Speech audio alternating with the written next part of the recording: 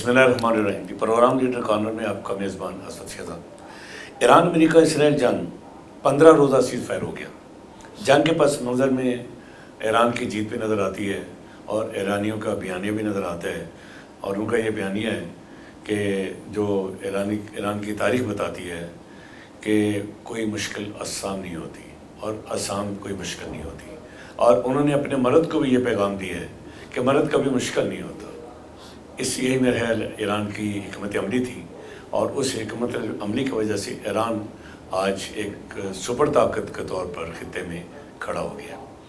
लेकिन इस जंग से माशी पूरी दुनिया जो कि माशी दलदल में फंस गई है, और उसके सबसे बुरे असरात पाकिस्तान में पड़े। एक तो ये आज जब इस मौजूदा बात करेंगे, मेरे प्रोग्राम का दूसरा हिस्सा ट्रेड बॉडीज़ के ऊपर होगा कि फाउंडर ने एक जो फाउंडर ग्रुप है उसने आज से 2-3 दिन पहले एक बड़ा अहम ऐलान किया कि उन्होंने एक ना सिर्फ मंशूर दिया, ना सिर्फ आइन दिया, ना सिर्फ इख्तियारात को निचली सतह पर लेके गए, बल्कि वो क्लास जिस क्लास पर कोई जाना पसंद नहीं करता, और अगर मैं फाउंडर के बारे से बात करूं तो आज फाउंडर ने उस क्लास को जिसको हम एसोसिएट क्लास का नाम देते हैं, वहाँ भी अपने पैर अपने कदम जमाने शुरू कर दिए हैं। और आज मेरे मेहमान हैं फाउंडर ग्रुप के सीनियर रहनुमा सेक्रेटरी फ्रांस राव खुर्शीद अली साहब। ये बहुत दो कम का मेरे हिसाब से 3 अशरों से ट्रेड पार्टी के सियासत से मुंसलिक हैं, ट्रेड पार्टी के माहौल को समझते हैं, और आज इनसे बहुत से सवाल करेंगे। अस्सलाम वालेकुम राव साहब। वालेकुम अस्सलाम। राव साहब, पहला सवाल तो फिर वही आ गया कि पूरी दुनिया जंग की वजह से माशी दलदल में फंस गई, और लगता है कि अगले 10 साल में भी ये शायद खला पूरा ना हो सके, और जब ये दलदल में फंसती जाएगी जो हालात बता रहे हैं। पाकिस्तान के सबसे एक तो पाकिस्तान जिंदाबाद का नारा लग गया पूरी दुनिया में, पाकिस्तान का सर बुलंद हो गया, वो एक बड़ी अच्छी बात है। एक पाकिस्तान ने अपने आप को मनवा लिया, पाकिस्तान ने सफारती जंग जीती और दुनिया को बता दिया कि पाकिस्तान एक बहुत बड़ी कौम भी है, और कौम ऐसे फैसले करती है या ऐसे फैसले करवाती है। लेकिन उधर जब दूसरे मौजू पे जब हम जाते हैं तो उसमें पेट्रोल महंगा हो गया, महंगाई ने बिल्कुल महंगा का सांप ने इस कदर डसना शुरू कर दिया है कि ख़ुदकशियाँ भी शुरू हो गई हैं। तो रासा मेरा आपसे पहला सवाल ये है कि पहले तो मैं जानना चाहूँगा कि जो 15 रोज़ा सीज़ फायर हुआ इसके बारे में आपकी क्या राय है? बिस्मिल्लाहिर्रहमानिर्रहीम। थैंक यू सर, आपने इनवाइट किया और आपने मुझे मौका दिया। पहली बात ये कि ईरान एक बहुत बड़ी पुरानी तहज़ीब है और उनका एक बड़ा बैकग्राउंड है, और ये उनकी एक इंटेलिजेंस है कि उन्होंने एक सुपर पावर को कम्पीट करने के लिए पूरी दुनिया को इन्वॉल्व कर दिया। अदरवाइज़ ईरान की बका मुश्किल नज़र आ रही थी, क्योंकि ईरान ने एक ऐसी सिचुएशन पैदा कर दी जो एग्जिस्टिंग सुपर पावर है उसके दिमाग में भी नहीं थी। ठीक है, उसकी वजह से पूरी दुनिया मुश्किल में पड़ गई। और लेकिन उसके लिए ईरान को ये बेनिफिट हो गया कि पूरी दुनिया को ये रियलाइज़ हुआ कि अगर ईरान और अमेरिका जंग बंद ना हुई तो पूरी दुनिया इसकी लपेट में आ जाएगी, और इसका प्रैक्टिकल एविडेंस ये है कि तकरीबन सारी दुनिया उसकी लपेट में आ गई। हम चूँकि बहुत बड़ा इम्पोर्टेड कंट्री है, हम हर चीज़ें इंपोर्ट करते हैं, और ख़ास तौर पे जो फ्यूल है हमारा वो बहुत बड़ा इंपोर्ट है, और हमारे डेफिनेटली सारी दुनिया गल्फ़ से इंपोर्ट करती है, तो वो ज़ाहिर है उसकी मुश्किलात होगी। बल्कि हमारे बहुत सारे इंडस्ट्री के रॉ मटेरियल जो हैं वो ईरान की तरफ से आ रहे थे।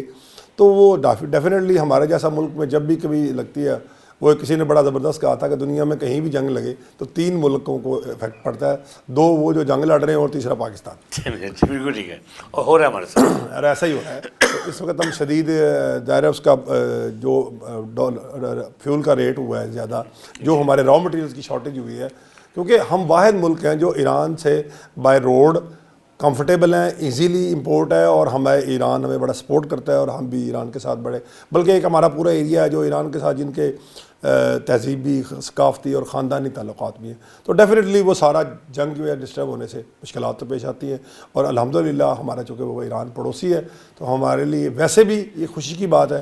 दूसरी बात ये जो आपने की कि अल्लाह मियाँ ने उस खुशी की वजह से हमें भी इज़्ज़त दी, हमें बैन अक़वामी आलम में एक अल्लाह ने मुकाम दिया, और मैं समझता हूँ ये बड़ी बात है कि हमारा जैसा मुल्क जो उसके बिल्कुल अपनी रोटी के लाले पड़े हों, उसको अल्लाह मियाँ बैन अक़वामी सतह पे किस तरह की इज़्ज़त दे दे, तो ये उसकी बड़ी करम नवाजी।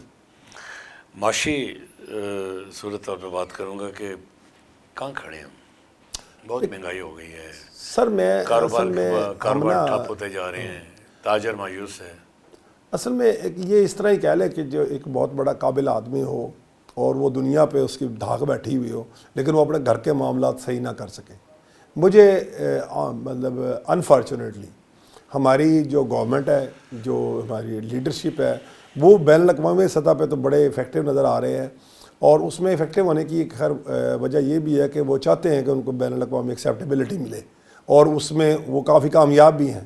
لیکن بالکل انفارچونیٹلی ہمیں جو اکنامک سطح ہے اس پہ ہماری کوئی ورکنگ نہیں ہے، کیونکہ جب تک ہم انڈسٹری کو گرو نہیں کریں گے، جب تک ہم تاجر کو، بزنس کو گرو نہیں کریں گے، لوگوں کو انکریج نہیں کریں گے، اور اس طرح لوگوں کی جو کیپیسٹی ہے اس کو دن بدن کم کرتے جائیں گے، تو فائنلی اس کا ایفیکٹ تو کنزیومر پہ ہی ہونا ہوتا ہے نا. اور ہماری جو میجر تقریباً آپ سمجھ لیں 65% آبادی جو ہے وہ ایگریکلچر بیسڈ ہے، اور ایگریکلچر والا بھی بڑی مشکل میں ہے، عام تاجر بھی بڑی مشکل میں ہے، اور اس طرح اگر انرجی کے کرائسس اور اس طرح بڑھتے رہے تو میرے خیال میں ہماری یہ جو بین الاقوامی کامیابیاں ہیں ان کا کوئی فیکٹ نہیں ہو سکے گا، کیونکہ ہم ان کو اپرچونٹی میں ٹرانسفر نہیں کر پا رہے.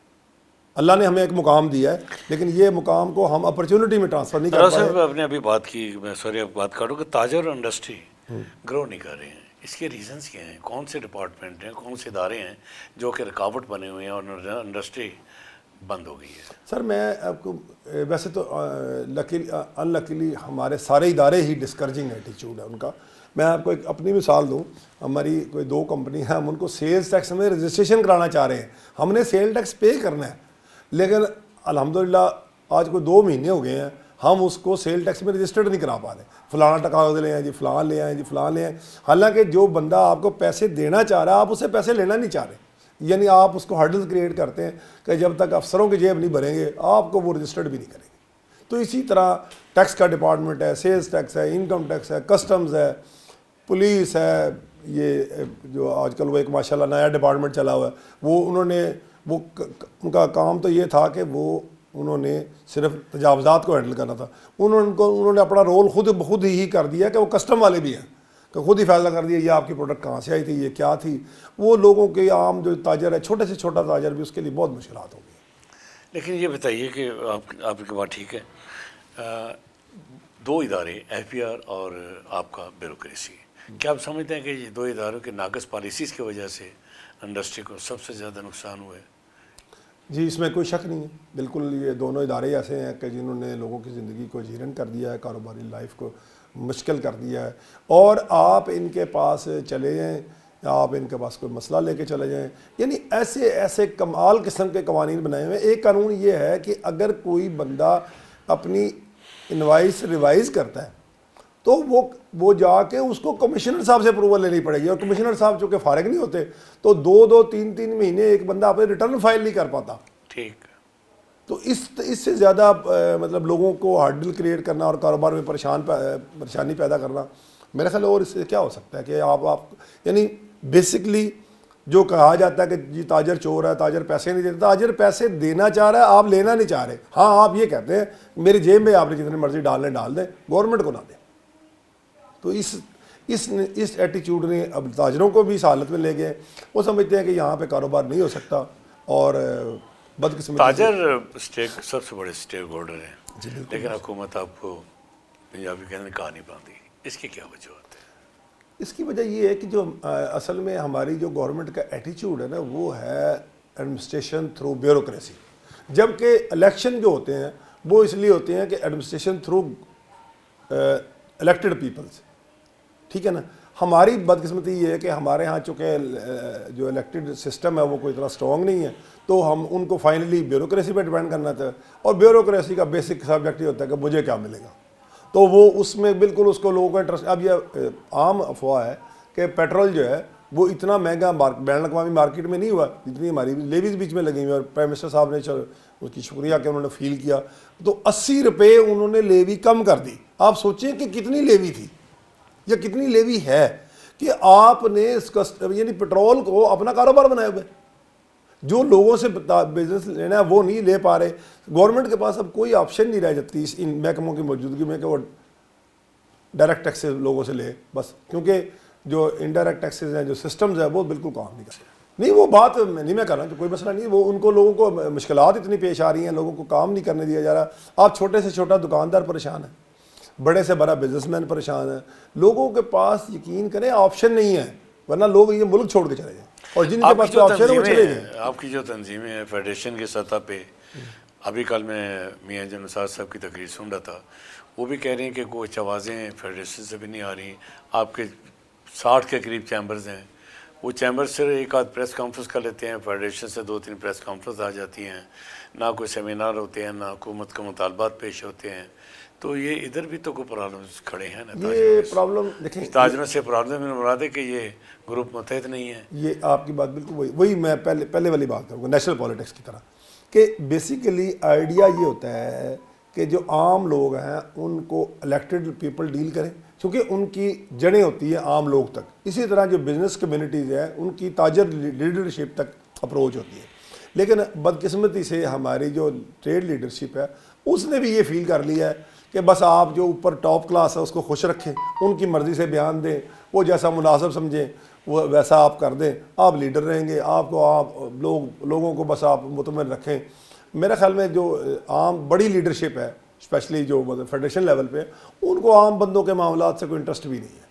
وہ کہتے ہیں جی میں منسٹر لگ جاؤں، یہ منسٹر لگ جائیں، وہ مجھے چیف صاحب بلا لیں، وہ مجھے FBR کا دروازہ میں کھول کے جاؤں. لیکن پس تو پھر تاجر رہنا. ہاں جی، چھوٹا تاجر پس رہنا. دیکھیں یہی تو پرابلم ہے دونوں جگہ پہ. وہ تو مسائل میں الجھا ہوا ہے. اس نے تو الجھنا ہی ہے. جب تک آپ اس کے مسائل کو، اس کی بات کو سننے والے کو نہیں ہے. میسج اوپر سے نیچے تک یہ چلا گیا ہے کہ آپ خوشامد کریں، آپ جو ٹاپ لیول پہ لوگ بیٹھے ہیں ان کی بات سنیں، ان کو سلام کریں اور ان کی پالیسیوں کو بڑھا چڑھا کے بیان کریں. بس آپ کی لیڈرشپ کا بڑے ہے. اب مطلب میں نام نہیں لینا چاہ رہا، ہمارے لاہور میں ایک فیڈریشن کے لیڈر صاحب ہیں ماشاء اللہ، روز، یعنی وہ ایک سیکٹری بنے ہوئے ہیں.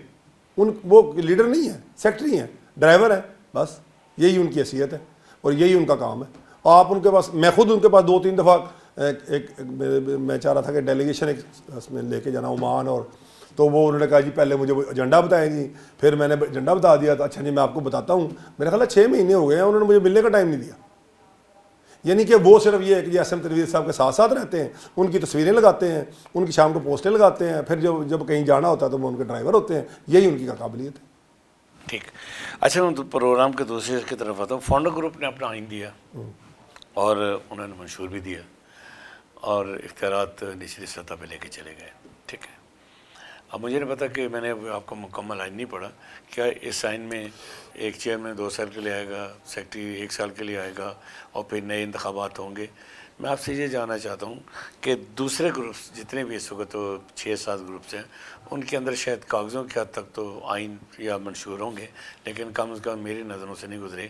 اور جب آپ انتخابی پروسیس سے گزرتے ہیں وہاں پہ مجھے منشور انتخابی نعرے نظر نہیں آتے. تو یہ پہلا سٹیپ فاؤنڈر نے اٹھایا، اس کی بنیادی وجوہات کیا تھی؟ یہ سر ایک 100 سال کے بعد ٹریڈ پالیٹکس کی ریولیوشن کی طرف ایک اہم قدم. میں یہ بھی جاننا چاہتا ہوں کہ فاؤنڈر کے بارے میں کہا جاتا ہے کہ یہ 1 صدی کی ٹریڈ باڈی ہے، تو 1 صدی پہلے کوئی خیال نہیں آیا کہ آئین بھی بنانا ہے، منشور بھی بنانا ہے؟ ایکچولی کئی چیزیں وہ ایز اٹ از روٹین میں چل رہی ہوتی ہیں. میرے خیال میں جو پچھلا الیکشن تھا جی وہ ہماری ٹریڈ پالیٹکس کا ایک ریولیوشنری سٹیپ تھا، کیونکہ فاؤنڈر جیسے گروپ کو یہ پہلی دفعہ محسوس ہوا کہ ہمیں اس میں چینج کرنی چاہیے. اور وہ چینج یہ ہے کہ لیڈرشپ نیچے تک لے کے جائیں اور لیڈرشپ کو جواب دہ ہونا چاہیے، نہ کہ کارپوریٹ کے لیے بلکہ ایسوسیٹ کلاس کے لیے بھی، کیونکہ فاؤنڈر کا بیسکلی یہ تھا کہ یہ کارپوریٹ کلاس کی لیڈرشپ ہے اور یہ ایسوسیٹ کلاس سے اس کا کوئی رابطہ نہیں ہے. الحمدللہ جو اب نئی لیڈرشپ آئی ہے، آپ کے بھی نالج میں ہے، ہمارے بھی نالج میں ہے، اور ہمارے جیسے ورکر کو جس میں عزت دی گئی ہے. مطلب میں 30 سال سے فاؤنڈر میں ہوں، مجھے شاید کوئی اگر جو فاؤنڈر کے پریزیڈنٹ ہیں ماشاءاللہ ان میں سے کوئی اگر 1-2 میرے نام جانتے ہیں، شاید باقی جانتے بھی نہ ہوں. ٹھیک ہے. تو اس نے یہ ایک چینج لائی ہے. تو اسی میں یہ ایک چینج جو ہے اس کا حصہ ہے منشور، کہ آپ نے کچھ قانون کو سسٹمز انٹروڈیوس کرانے ہیں کہ جی اس کے اندر یہ نہیں کہ جو ایک دفعہ چیئرمین بن گیا وہ ساری عمر چیئرمین رہے گا. آپ کی چیدہ منشور میں کیا باتیں ہیں؟ کیا آپ تاجر کے لیے کرنا چاہ رہے ہیں؟ دیکھیں تاجر کے لیے جو کرنا چاہ رہے ہیں وہ میرا سب کو پتہ ہے کہ یعنی کہ پرابلمز کا سب کو پتہ ہے.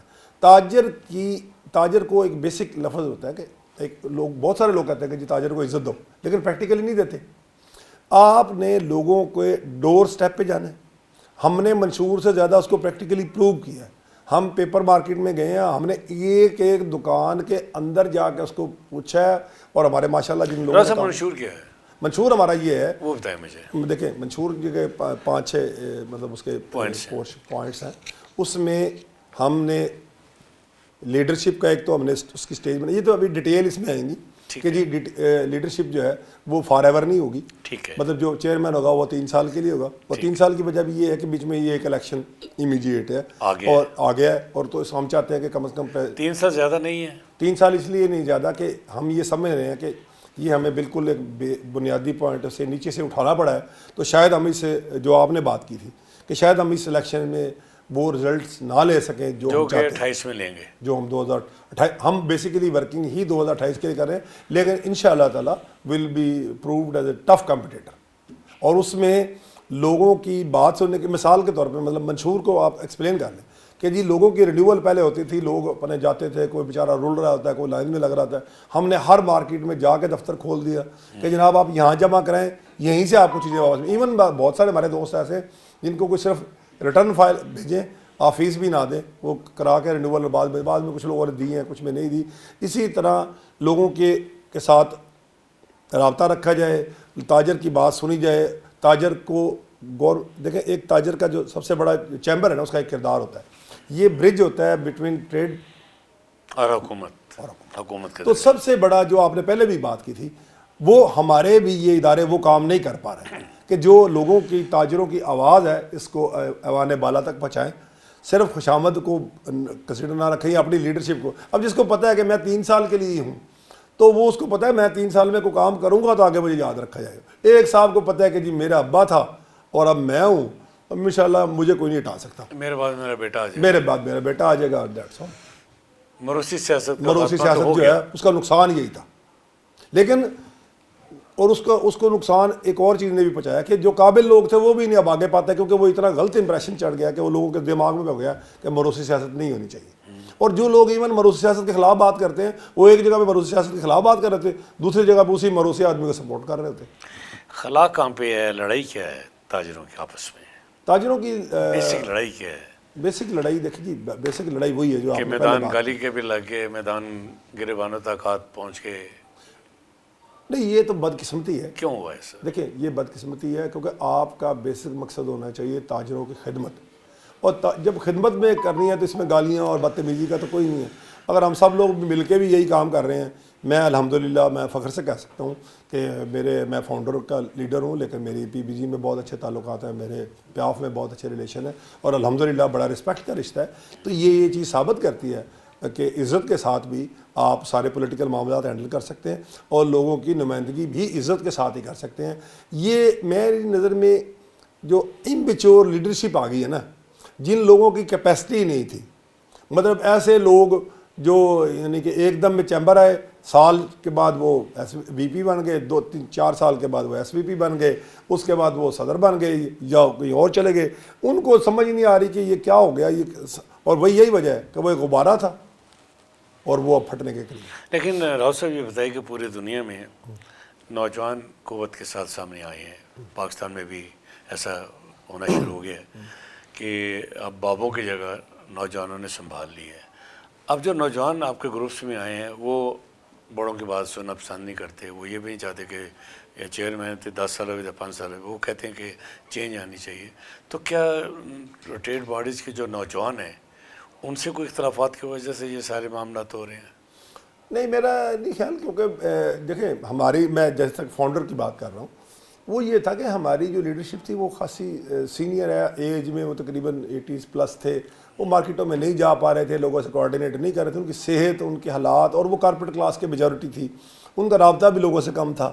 تو میرے خیال میں انہوں نے جو چینج لائی ہے یہ بیسیکلی یہی ہے کہ ان کی کوآرڈینیشن نیچے سے اوپر تک ہو. لیکن میں اس پہ بلیو نہیں کرتا کہ آپ بڑے لیڈر کو مانیں نہ. دیکھیں اگر والد جو ہے وہ اپنے جائیداد کا حصہ یا اپنے گھر کے ایڈمنسٹریشن دے دیتا ہے تو اس کا مطلب یہ نہیں ہے کہ والد کا اختیار ہی ختم ہو گیا. ہمارے لیے ہمارے سینئر لیڈرشپ قابل عزت تھے, قابل عزت ہیں, اور ہمیشہ قابل عزت رہیں گے. وہ ہمارے فادر فگر ہیں, ہمارے لیے ایکسیپٹیبل ہیں, اور وہ ان کی وجہ سے ہماری بڑی مارکیٹ میں عزت ہے, تو ہم ہمیشہ ان کو کریں گے. ہاں, کچھ کام جو وہ نہیں کر پاتے, جہاں پہ وہ اپروچ نہیں کر پاتے, ہم وہاں پہ کریں گے اور ہم ان کو جواب دیں, ہم ان کے ساتھ بیٹھتے ہیں, ڈسکس کرتے ہیں, ہم ان سے مشورہ لیتے ہیں. صرف یہ تھا کہ پہلے وہ خود کر رہے تھے, خود وہ کام وہ نہیں کر پاتے جو آج کل کی لیٹسٹ ریکوائرمنٹ ہے. میرا ایک یہاں پہ سوال بنتا ہے جی کہ 24 کا الیکشن ہوا, اپوزیشن نے الزامات لگائے, لیکن اپوزیشن بھی تو سوئی ہوئی ہے, اپوزیشن بھی تو اس طرح کے احتجاج نہیں کر پا رہی ہے, اپوزیشن بھی تو جو سوئے ان کو جگا نہیں رہی ہے.